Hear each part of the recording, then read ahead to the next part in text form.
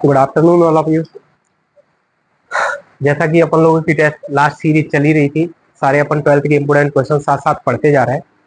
अभी हम उसी सीरीज को आगे कंटिन्यू करेंगे और आगे के क्वेश्चन करना स्टार्ट रखेंगे। तो आज हम बात करेंगे उन सारी सीरीज में एक बहुत अच्छा, बहुत मोस्ट इंपोर्टेंट डेरिवेशन जो कई बार आता है और जिसमें क्या है, ये थोड़ा बड़ा है तो बच्चे क्या हो जाते हैं, बहुत कंफ्यूज हो जाते हैं। तो अपन लोग इसको कंटिन्यू करने के लिए इस क्वेश्चन की बात कर रहा हूं मैं, जो कि आप लोगों को दिखाई दे रहा होगा। आज हम जो बात करेंगे वो बात करेंगे विद्युत द्विध्रुव किसे कहते हैं और विद्युत द्विध्रुव के कारण अक्षीय स्थिति में विद्युत क्षेत्र की तीव्रता का व्यंजक निकालेंगे। तो चलते हैं आगे, बात कर लेते हैं थोड़ा सा। अच्छा, ये क्वेश्चन तुम लोगों के लिए भी इंपोर्टेंट है, you look at that board always. तो अपन देखते हैं क्या है, क्योंकि अपन ने पढ़ लिया था, ये भी अपन ने कर लिया था। चलो यहीं देख लेते हैं। तो सबसे पहले मैं आप लोगों को बता दूं कि भाई विद्युत द्विध्रुव क्या होता है। सबसे पहले अपन बात कर लेते हैं विद्युत द्विध्रुव क्या होता है। अच्छा बात, बच्चा अपन लोगों ने जो पढ़ा था उसमें सबसे पहले अपन लोगों ने क्या पढ़ा कि विद्युत क्या होता है।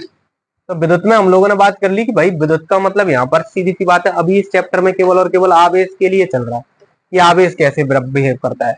और द्वि का मतलब होता है दो, और ध्रुव का मतलब होता है भाई पॉइंट, ये बिंदु या पोल जिन्हें अपन लोग बोलते हैं। अगर मैं बात करूं कि विद्युत द्विध्रुव क्या है, तो विद्युत द्विध्रुव क्या होता है जरा ऐसे समझना।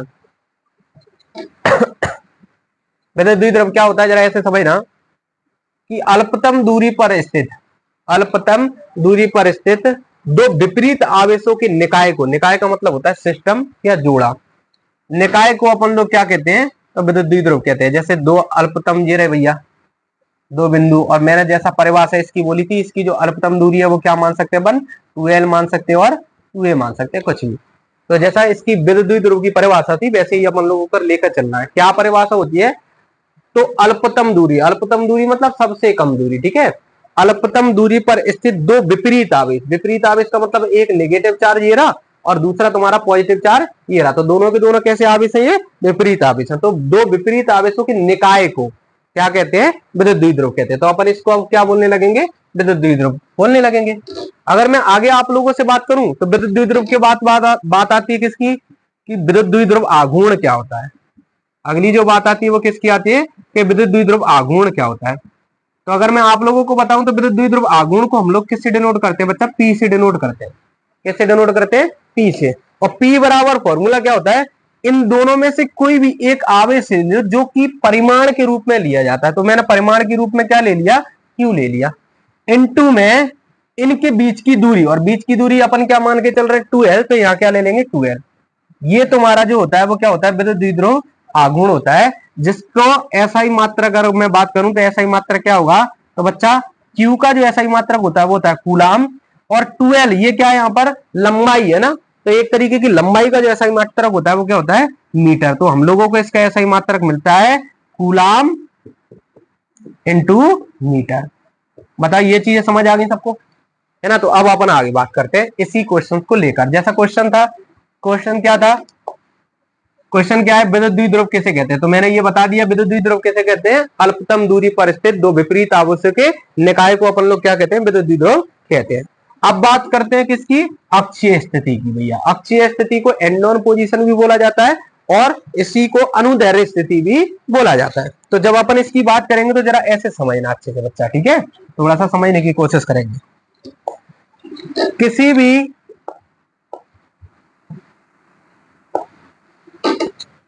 ये एक छोटा सा मैं अभी अपन लोगों को क्या बना रहा हूं, डायपोल बना रहा हूं, ठीक है। यहां मैंने रखा अपना कौन सा चार्ज रखा, नेगेटिव, और यहां मैंने कौन सा चार्ज रखा, पॉजिटिव, रख दिया चार्ज नेगेटिव और पॉजिटिव।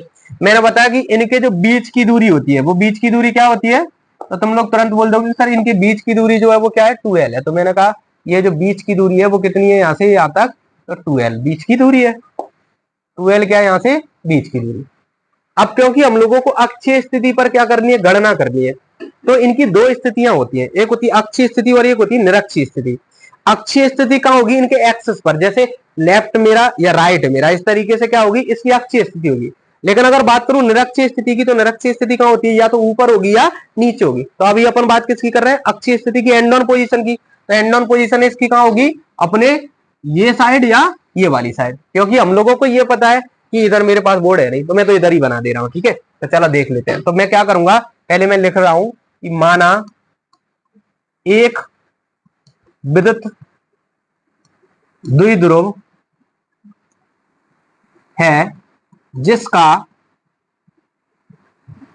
मध्य बिंदु ओ है। मैंने क्या किया, इसका एक मध्य बिंदु मान लिया, और मध्य बिंदु को नाम क्या दे दिया मैंने, ओ नाम दे दिया। मध्य बिंदु को क्या नाम दे दिया, ओ। आप ये बात अच्छे से याद रखना बच्चा, किसी भी निकाय में या किसी भी लाइन में या किसी भी रेखा में अगर कहीं मध्य बिंदु की बात की जाती है, तो मध्य बिंदु क्या कर देता है, उनको दो बराबर भागों में क्या कर देता है, विभक्त। तो जैसे पूरी लंबाई अभी कितनी थी, एल थी, अब वो पूरी लंबाई दो भागों में विभक्त होगी, तो कितनी कितनी हो जाएगी, तो सर दो भागों में जब विभक्त होगी तो एक भाग में जो लंबाई होगी वो क्या हो जाएगी, और दूसरे भाग में कुछ और हो जाएगी। तो मैंने तुम लोगों से कहा कि एक भाग में जो लंबाई होगी वो क्या होगी, एल, और दूसरे भाग की जो लंबाई होगी वो भी क्या हो जाएगी, एल। इसको नाम भी दे रहा हूं, ये ए है और ये तुम्हारा क्या नाम है, बी है। अब क्योंकि हम लोगों को अक्ष पर निकालना है ना, अक्ष पर ज्ञात करना है, तो अपन लोग अक्ष भी कर लेते हैं। तो देखो, माना एक विद्युत द्विध्रुव है जिसका मध्य बिंदु ओ है, ओ से आर दूरी लेकर एक बिंदु पी माना। जैसा अपन ने बोला, ओ से कितनी दूरी ली अपन ने, आर दूरी ली। चलो तो आर दूरी ले लेते हैं, ये रहा ओ से हमने ले ली आर दूरी, ये रही अपनी आर दूरी, और यहां ले लिया मैंने एक बिंदु, ये रहा मेरे एक बिंदु। क्या मैंने कौन सा बिंदु माना है, पी, और इसकी दूरी कितनी है बच्चा, आर। तो अगर मैं तुम लोगों से बात करूं, तो ये द्विध्रुव से मिलाने वाली जो रेखा है वो कुछ इस तरीके से बिहेव करेगी। थोड़ा सा कलर चेंज कर रहा हूं जिससे आपको दिखाई दे, कुछ इस तरीके से बिहेव करेगी। डॉटेड लाइन पर ये बिंदु है। अब आप लोग सब समझ रहे हो कि अगर मैं बात करूं कि बीपी की दूरी कितनी है, तो तुम तुरंत कह दोगे सर बीपी की दूरी है, पूरी दूरी आर है, और हम लोगों को बी से लेकर पी तक की दूरी चाहिए, तो आर में से एल क्या हो जाएगा, माइनस हो जाएगा, तो आर माइनस एल हो जाएगी। अगर मैं बात करूं आपसे इसी में कि भाई एपी की दूरी कितनी है, तो तुम तुरंत कह दोगे सर ए से लेकर पी तक की दूरी यहां तक है। तो यहां तो क्या हो रहा है सर, पहले पी से लेकर यहां आ रहे हैं तो कितना दूरी तय करना पड़ रहा है, आर, और फिर यहां से लेकर यहां तक आना पड़ रहा है तो दूरी और कितना तय करना पड़ रहा है, एल। तो टोटल दूरी कितनी होगी, आर प्लस एल होगी। हो गई कि नहीं होगी। तो अपन लोगों ने पी से यहां पर अपन ने ये चीज क्लियर कर ली, इसमें किसी को कोई दिक्कत नहीं है। अब अपन कर लेते हैं क्या कि देखो ये आ गया अक्ष, अब इसी पर हम लोगों को विद्युत क्षेत्र की तीव्रता ज्ञात करनी है। तो हम सबको पता है कि भाई यहां मान लो थोड़ी देर के लिए कोई टेस्टिंग चार्ज है जिसको मैंने नाम दे दिया क्यू नॉट, परीक्षण आवेश जिसको क्या नाम दे दिया मैंने, क्यू नॉट। अब प्लस चार्ज और माइनस चार्ज दोनों को कैसे फील करना है, सर माइनस चार्ज क्या करेगा, माइनस चार्ज इस पर जो फोर्स लगाएगा वो अंदर की तरफ लगाएगा, क्यों, क्योंकि वो क्या करता है, प्लस को आकर्षित करेगा। तो आकर्षित करेगा तो यहां पर जो माइनस क्यू के कारण जो इंटेंसिटी होगी उसकी डायरेक्शन किधर होगी, अंदर की तरफ। और प्लस चार्ज प्लस को क्या करेगा, अपने से दूर करेगा, तो ई प्लस क्यू जो चार्ज की इंटेंसिटी उसकी डायरेक्शन होगी किधर की तरफ, बाहर की तरफ। इतना सा क्लियर है बहुत अच्छे से। चलो अब अपन क्या कर लेते हैं, इनकी वैल्यू निकालने की कोशिश कर लेते हैं। तो जरा देखेंगे, तो ए बिंदु पर माइनस क्यू के कारण पी बिंदु पर माइनस क्यू के कारण विद्युत क्षेत्र की तीव्रता, विद्युत क्षेत्र की तीव्रता। सर माइनस क्यू है तो अपन साइन भी कौन सा ले रहे हैं, ई माइनस। क्या फॉर्मूला होता है विद्युत क्षेत्र की तीव्रता का, तो हम सबको पता है कि विद्युत क्षेत्र की तीव्रता बराबर होता है ई बराबर के क्यू अपॉन आर स्क्वायर। तो इसी तरीके से के यहाँ पर क्या होता है, तो सर के की वैल्यू होती है, क्या वैल्यू होती है, 1/4 एप्सिलॉन नॉट। ये हमने कूलम के नियम में पढ़ ली थी। चार्ज ले लो, चार्ज कौन सा है, क्यू। आर स्क्वायर का मतलब है डिस्टेंस, और भाई माइनस क्यू के लिए कौन सा डिस्टेंस है, ये वाला। तो अपन लोग क्या रखेंगे सर, एपी, ये किसकी वैल्यू है, एपी की, तो अपन ने रखा एपी का स्क्वायर। इसको फिल भी कर देते हैं, ई माइनस क्यू बराबर 1/4 एप्सिलॉन नॉट क्यू। एपी की वैल्यू कितनी है, आर प्लस और इसका क्या हो जाएगा बच्चा, होल स्क्वायर। इक्वेशन कौन सी बन जाएगी, फर्स्ट बन जाएगी। कोई दिक्कत है यहां तक, चलो शाबाश। आगे बात कर लेते हैं। आगे जब बात करूंगा मैं आप लोगों से तो बात इसकी कर लेते हैं बहुत अच्छे से नेक्स्ट पोर्शन पर। सर अब बात करते हैं किसकी, ई प्लस क्यू की। अच्छा ऐसे लिख लेंगे अपन, कोई दिक्कत ही नहीं। ई बिंदु पर प्लस क्यू के कारण विद्युत क्षेत्र की तीव्रता लिख दे रहा हूं, नहीं तो आप कंफ्यूज हो जाओगे। पी बिंदु पर प्लस क्यू के कारण विद्युत क्षेत्र की तीव्रता, क्या तीव्रता निकलेगी बच्चा, तो अपन इसको लिखेंगे ई प्लस, फॉर्मूला वही सेम फॉर्मूला है। क्या फॉर्मूला है, 1/4 पाई एप्सिलॉन नॉट। कोई भी चार्ज, चार्ज कौन सा क्यू, और इन दोनों के बीच का डिस्टेंस कितना है बच्चा, तो बीपी। तो इसका क्या आ जाएगा, स्क्वायर। बीपी का क्या आ जाएगा, स्क्वायर। अब बीपी की क्या कर देंगे अपन, वैल्यू रख देंगे। ई प्लस क्यू बराबर 1/4 पाई एप्सिलॉन नॉट क्यू, और बीपी की वैल्यू कितनी है, आर माइनस, तो ये रख दी मैंने आर माइनस एल का समीकरण कौन सा बन जाएगा। यहां तक किसी को कोई दिक्कत है, बहुत अच्छे, डन। अब बात करते हैं किसकी, परिणामी विद्युत क्षेत्र की तीव्रता।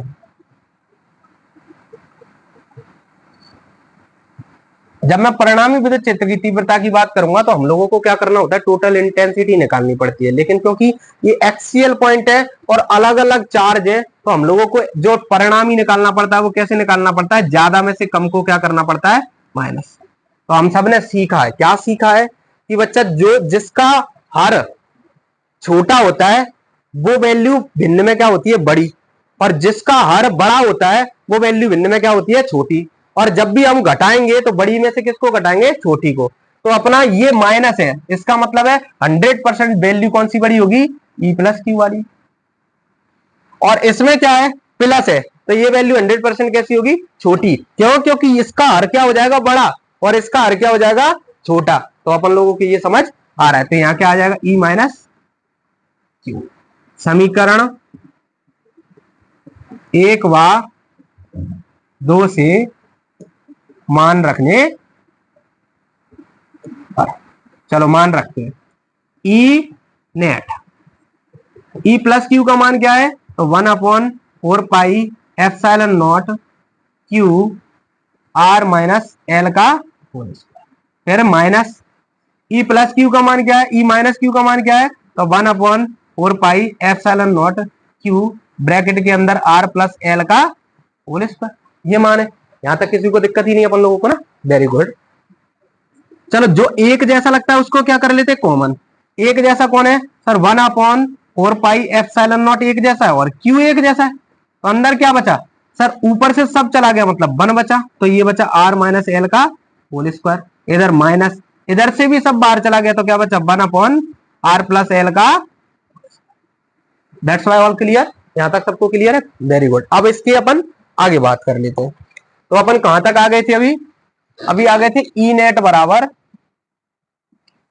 1/4 पाई एप्सिलॉन नॉट क्यू अपन ने बाहर निकाल लिया है, अंदर बचा है आर माइनस एल का whole square plus minus 1/r plus l का। यहां तक अपन लोग अभी आ गए थे, यहीं तक आ गए थे, इसके आगे अपन चलते हैं।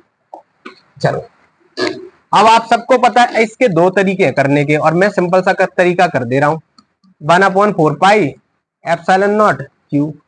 अब हम सब ने कुछ फॉर्मूले पढ़े हैं, कौन कौन से फॉर्मूले, एक तो पढ़ा है ए माइनस बी का होल स्क्वायर, क्या होता है A square plus B square minus 2ab, और एक पढ़ा है ए प्लस बी का होल स्क्वायर, जो कि क्या होता है A square plus B square plus का क्या होता है 2ab, और एक पढ़ा है हमने ए स्क्वायर माइनस बी स्क्वायर बराबर क्या होता है, एक बार प्लस में और एक बार माइनस में। यही होता है कि नहीं होता, ये फॉर्मूले। अगर मैं इस पर स्क्वायर लगा दूं बच्चा और इस पर स्क्वायर लगा दूं, तो क्या इस पर स्क्वायर लग जाएगा, बिल्कुल लग जाएगा। क्यों, क्योंकि अपन ने अगर इस पर स्क्वायर लगाया तो इस पर अपने आप होल स्क्वायर लग ही जाएगा। तो दैट बाय कंडीशन पर चलो इधर देख लो, इधर देखना, जब मैं इन दोनों का एलसीएम लूंगा तो एलसीएम क्या आएगा बच्चा, आर माइनस एल का whole square, r plus l का होल स्क्वायर। इसका इधर मल्टीप्लाई, जिसको अपन लोग क्रॉस मल्टीप्लाई भी बोल देते हैं, तो आर प्लस एल का whole square minus r minus l का। अब ये तुम लोगों के सामने ये फॉर्मूले, इन फॉर्मूलों को देखेंगे और अपन अप्लाई करते जाएंगे। देखो ई नेट बराबर 1/4 एप्सिलॉन नॉट ये क्यू आर प्लस एल का होल स्क्वायर, मतलब ए प्लस बी का होल स्क्वायर। चलो आर की बात यहां करें तो आर कौन है, ए, और एल यहां पर क्या है, बी, तो रखे। देखो ए स्क्वायर मतलब आर स्क्वायर, बी स्क्वायर मतलब L square, plus 2RL, 2AB की तरह 2RL। क्लियर है यहां तक? फिर माइनस, तो चिन्ह लगाया तो माइनस का चिन्ह लगाया तो ब्रैकेट आ गया। इसको करेंगे तो A square plus B square minus 2RL। ठीक है, नीचे देखो यही वाला फॉर्मूला, ए माइनस बी का whole square, A plus B का होल स्क्वायर, यही वाला, तो क्या आने वाला है ये, तो देखो आर स्क्वायर माइनस का एल स्क्वायर, और इस पर क्या आ जाएगा, बताइए। क्लियर है सबको? Very good. ई नेट बराबर 1/4 एप्सिलॉन नॉट क्यू, बच्चा r square plus l square plus 2RL, ये तो एक जैसा रहेगा, लेकिन ये माइनस है तो माइनस का अंदर मल्टीपल होगा, तो चिन्ह बदलते हैं। तो माइनस का होगा आर स्क्वायर और माइनस का होगा एल स्क्वायर, और प्लस का क्या होने वाला है, 2RL, और नीचे तुम्हारा आर स्क्वायर माइनस का एल स्क्वायर, और इस पर क्या आएगा, होल स्क्वायर। क्लियर है यहां तक बच्चा? चले आगे। देखो आर स्क्वायर से ये वाला आर स्क्वायर कट गया, ये वाले एल स्क्वायर से ये वाला एल स्क्वायर कट गया, तो हमको क्या मिला, हमें मिला ई नेट बराबर 1/4 एप्सिलॉन नॉट क्यू 2RL कितने RL, 4RL, और नीचे क्या है, r square minus l square का होल स्क्वायर। जब आर बहुत बड़ा होता है एल से, तो एल क्या हो जाता है, नगण्य, और नगण्य का मतलब होता है 0। तो इस कंडीशन में हम लोगों को मिलेगा बच्चा ई नेट बराबर 1/4 एप्सिलॉन नॉट क्यू, और इधर क्या था, 4 पाई था क्या, नहीं था, चलो ठीक है, 4RL, और नीचे तुम्हारा क्या है, r square minus l square, l square क्या हो जाएगा, 0, और स्क्वायर स्क्वायर। क्लियर है यहां तक सबको? कोई दिक्कत नहीं है, वेरी गुड। तो ई नेट अगर मैं निकालूंगा तो ई नेट क्या निकलेगा बच्चा, 1/4 एप्सिलॉन नॉट क्यू, क्या बचा, 4RL, और इस पर आर स्क्वायर की पावर कितना हो जाएगा, 2 हो जाएगा। अब अपन लोगों ने पढ़ा है ट्रिग्नोमेट्री वगैरह में या घातांकनी, जब अपन लोग पढ़ा करते थे तब पढ़ा था कि अगर ए की पावर m है और इसकी पावर n है, तो पावर में क्या होता है, आपस में मल्टीप्लाई, तो ए की पावर m इंटू n क्या होने वाला है भैया, m इंटू n हो जाएगा। हो जाएगा कि नहीं हो जाएगा? तो चलो देखो, इसको हटा देता हूं यहां से मैं।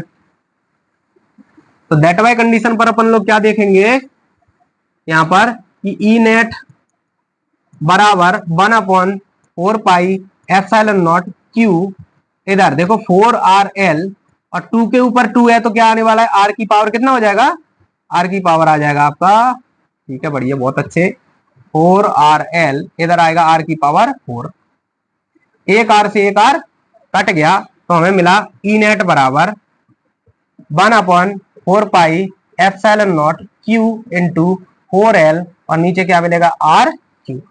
इसको ब्रेक कर सकते हैं, किसको ब्रेक कर सकते हैं, किसको ब्रेक कर सकते हैं भैया, तो 4L को ब्रेक कर सकते हैं सर। 1/4 एप्सिलॉन नॉट क्यू, इसको लिख सकता हूं 2 इंटू 2L, और इधर क्या होगा, आर क्यू। अभी हम लोगों ने जाना था कि P बराबर होता है Q इंटू 2L, होता है कि नहीं होता, और हम सबको दिखाई दे रहा होगा इस जगह पर कि ये रखा है Q और ये रखा है 2L, तो इसकी जगह पर क्या रख सकते हैं, P। तो यहां से आएगा ई नेट बराबर 1/4 एप्सिलॉन नॉट क्यू, और 2L की जगह पर क्या आ जाएगा, P, और ये रहा 2 और ये रहा R। यहां जाकर अपना ये डेरिवेशन क्या हो जाता है, खत्म, जो कि 4 नंबर में हम लोगों को कई बार देखने के लिए मिलता है। तो ये हम लोगों को इसका क्या मिल गया, आंसर। ठीक है बच्चा पार्टी, तो आज के लिए यही काफी है, बहुत अच्छा डेरिवेशन है, और इसको बहुत अच्छे से प्रैक्टिस करें।